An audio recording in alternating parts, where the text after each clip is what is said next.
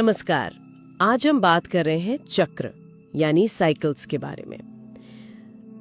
ये ब्रह्मांडीय, प्राकृतिक, तकनीकी, यहाँ तक कि हमारे व्यक्तिगत जीवन के चक्र। हम एक स्रोत साइकिल्स एंड साइन वेव्स को देख रहे हैं।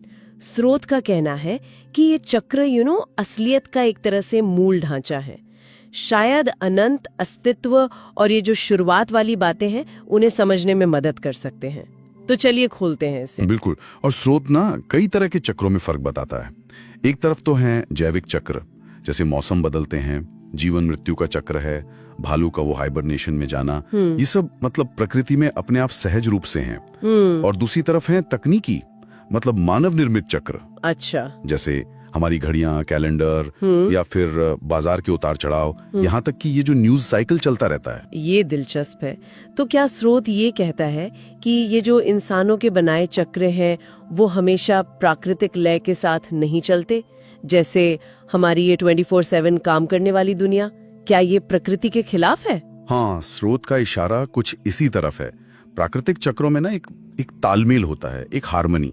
जैसे पेड़ है वो अपने सही वक्त पर फल देता है बिना किसी जोर जबरदस्ती के। पर इंसानी चक्र कई बार बड़े बनावटी लगते हैं, कभी कभी अस्थिर भी। ऐसा लगता है जैसे प्रकृति पर थोप दिए गए हों। और ये चक्र अकेले नहीं चलते हैं, मतलब बड़े चक्रों के अंदर छोटे चक्र भी होते हैं। जैसे पृथ्वी की धुरी का वो लगभग 26,000 साल का चक्र है, जिसके अंदर फिर वो युग वगैरह के छोटे हिस्से आते हैं। और हमारे अपने व्यक्तिगत स्तर पर भी तो चक्र होते हैं ना, जैसे हमारी सांस। बिल्कुल बिल्कुल। सांस लेना, पानी पीना, खाना पीना, ये सब व्यक्तिगत चक्र ही तो हैं। हाँ। और हमारे जो चुनाव हैं, जो हम तय करते हैं, वो इन पर असर डालते हैं। सांस का ही उदाहरण लें, स्रोत इसे एक साइन वेव की तरह देखता है। साइन वेव कैसे? हाँ, मतलब सांस अंदर लेना मतलब वेव का ऊपर जाना। हाँ। और सांस छोड़ना मतलब वेव का नीचे आना। हाँ। अगर सांस संतुलित है तो हमारे पूरे दिन की लय संतुलित रह सकती है। लेकिन जब हम ये लय बिगाड़ देते हैं, जैसे देर रात तक फोन देखना या ठीक से सांस ही न लेना, तब स्रोत के हिसाब से अस्वास्थ्य की स्थिति बनती है। मतलब डिसईज, वो सहजता, वो आराम, वो कम हो जाता है। अच्छा, डिसईज मतलब बीमारी नहीं बल्कि सहज न होना। हाँ बिल्कुल। पर अच्छी बात यह है कि हम इसे सुधार सकते हैं जागरूकता से। स्रोत पोलैरिटी यानी ध्रुवीयता की भी बात करता है, पॉजिटिव नेगेटिव। पर ये अच्छा बुरा वाला नहीं है, ये ज्यादा सक्रिय ग्रहणशील ऊर्जा जैसा है, जैसे दिन और रात। ओके, दोनों जरूरी है और एक दूसरे में बदलते रहते हैं। बिल्कुल, एक संतुलित चक्र। ये अस्वास्थ्य वाली बात सोचने वाली है। तो जब ये प्राकृतिक प्रवाह रुकता है या हम इसका विरोध करते हैं, तब क्या होता है? स्रोत इसे इन्फिनिटी के उस सहज बहाव से कैसे अलग बताता है? हाँ, यहीं पर वो अस्वस्थ लूप्स या शॉर्ट सर्किट की बात आती है। देखिए, इन्फिनिटी के सिंबल में ऊर्जा कैसे आराम से एक तरफ से दूसरी तरफ बहती है, लेकिन शॉर्ट सर्किट में ये बहाव कहीं अटक जाता है, रुक जाता है। और इसी से जुड़ी एक बड़ी तीखी मिसाल देता है स्रोत पू सैंडविच। पू सैंडविच? ये क्या है? सुनने में ही अजीब है। हाँ, है अजीब। कल्पना करें एक बढ़िया से सैंडविच की, लेकिन उसके ऊपर गंदगी रखी हो।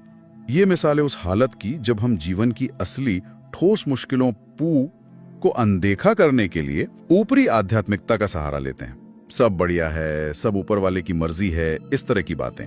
ओह, मतलब प्रॉब्लम को फेस करने के बजाय उसे अच्छी बातों के नीचे दबा देना। हाँ बिल्कुल। स्रोत कहता है ये मानना जरूरी है कि सब कुछ हमेशा बढ़िया नहीं होता, और सिर्फ ये सोच लेना कि सब ठीक हो जाएगा ये काफी नहीं है, हमें कुछ करना भी पड़ेगा। मुश्किलों का सामना कर रहे हैं या बस उनसे बच रहे हैं। और इसे बड़े मुद्दों पर भी सोच सकते हैं, जैसे प्रदूषण, अस्थिर आर्थिक सिस्टम। क्या हम इन्हें बस स्वीकार कर रहे हैं? ये तो बहुत गहरी बात है। स्रोत इन चक्रों, इन्फिनिटी लूप और डीएनए के बीच भी कोई कनेक्शन बताता है ना? जैसे ये सिर्फ फिजिकल चीजें नहीं है बल्कि चेतना से भी जुड़ी हैं। हाँ, स्रोत इशारा करता है कि ये पैटर्न सिर्फ भौतिक दुनिया तक ही नहीं है, हो सकता है ये चेतना के गहरे स्तरों से भी जुड़े हों। और ये फर्क भी बताता है किसी चीज को दिमागी तौर पर समझना, जैसे पेड़ के बारे में पढ़ना, और उसे अनुभव करना, जैसे खुद पेड़ होना। अच्छा। बौद्धिक समझ बनाम अनुभवात्मक जागरूकता। हाँ। कभी कभी हमारी सोच ही हमें उस प्राकृतिक लय को महसूस करने से रोक देती है। तो इस पूरी चर्चा का निचोड़ क्या है? अगर हम शुरू के विचार पर लौटे कि चक्र बुनियादी हैं, हमारी सांस से लेकर ब्रह्मांड तक। तो ये अनंत ब्रह्मांड और एक शुरुआत होने के विचार में कैसे तालमेल बिठाता है? देखिए, स्रूत का एक नजरिया यह है कि शायद ये पूरा ब्रह्मांड ही एक बहुत बड़े एक महाचक्र में चल रहा हो।